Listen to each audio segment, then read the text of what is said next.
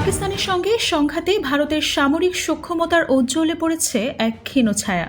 উন্মোচিত হয়েছে কিছু দুর্বলতার দিক।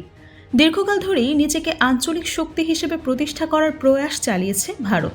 অত্যাধুনিক অস্ত্রের সম্ভার ও বিশাল সেনাবাহিনী নিয়েও ভারতের সামরিক ক্ষেত্রে যে কিছু একটা ফাঁক থেকে গেছে, যা সংঘাতের উত্তপ্ত মুহূর্তে স্পষ্ট হয়ে ওঠে।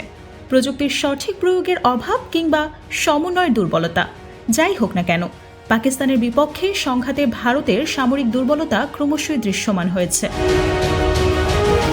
যদিও যুক্তরাষ্ট্রের মধ্যস্থতায় যুদ্ধবিরতির ঘোষণায় দুই দেশের জনগণ হাফ ছেড়ে বাঁচলেও ভারতের রাজনৈতিক ও সামরিক অঙ্গনে এ নিয়ে উঠেছে চরম বিতর্ক।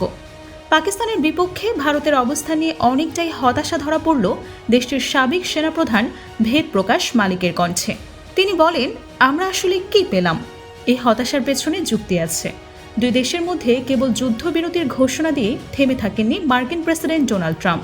কাশ্মীর ইস্যুতে স্থায়ী সমাধানের কথা তুলেছেন তিনি, আর এটিও ভারতের দীর্ঘদিনের অভ্যন্তরীণ বিষয়নীতিকে কাঁপিয়ে দিয়েছে। কাশ্মীরের পেহেলগামে 22 এপ্রিলের জঙ্গি হামলার প্রতিশোধ নিতে অপারেশন সিঁদুরের মাধ্যমে পাকিস্তানকে নিজেদের শক্তি দেখাতে চেয়েছিল ভারত। কিন্তু পাকিস্তানের বিপক্ষে প্রতিশোধ নিতে গিয়ে উল্টো লজ্জায় পড়েছে ভারতের সামরিক বাহিনী। পাল্টা হামলায় 5টি ভারতীয় যুদ্ধ বিমান ভূপাতিত করে পাকিস্তান, যার মধ্যে 3টি আবার ফ্রান্সের তৈরি অত্যাধুনিক রাফাল বিমান। এছাড়া পাকিস্তানের করাচিতে ধ্বংসাত্মক হামলার মিথ্যা প্রচারণা চালিয়েছে ভারত। তবে প্রকৃত চিত্র সামনে আসতেই বিশ্ব দরবারে মুষড়ে পড়েছে ভারতের ভাবমূর্তি।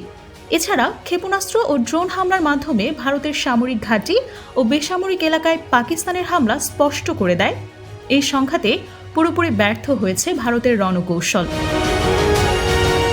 এই সংঘাতে চীনের প্রযুক্তি ও সহায়তায় পাকিস্তানের নজরদারি ও প্রতিরক্ষা ব্যবস্থার উন্নয়ন ভারতের তুলনায় বেশি কার্যকর বলেই প্রমাণ হয়েছে।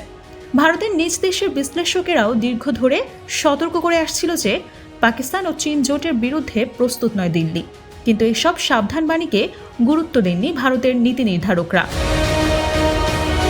পাকিস্তানের বিপক্ষে সংঘাতে ভারতের সামরিক বাহিনীর পক্ষ থেকে হতাহতের সংখ্যা প্রকাশ করা হলেও এই ক্ষতির পরিমাণ আরও বেশি বলে ধারণা করা হচ্ছে।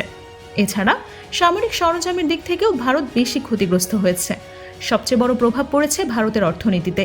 শেয়ার বাজারে ধস, বিমান বন্ধ থাকা এবং নিরাপত্তা শঙ্কায় আইপিএল বন্ধ হওয়ায় ভারতের ক্ষতি হয়েছে প্রায় 83.58 বিলিয়ন মার্কিন ডলার।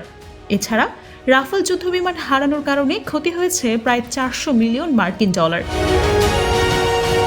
শুধু আর্থিক ক্ষতিই নয়, এই সংঘাতের ফলে প্রশ্নের মুখে পড়েছে ভারতের ভূ রাজনৈতিক অবস্থান। ভারতের আঞ্চলিক আধিপত্যের দাবিও কিছুটা হলেও ধাক্কা খেয়েছে। এছাড়া ভারতীয় সামরিক বাহিনীর দুর্বলতাও ধরে ফেলেছে পাকিস্তান। পরবর্তী সময়ে সেই অনুযায়ী ছক কষে ভারতকে ধরাশায়ী করতে পারবে পাকিস্তান। তাই বোঝাই যাচ্ছে এই সংঘাতের মাধ্যমে নিজেদের ইমেজ হারিয়েছে ভারত।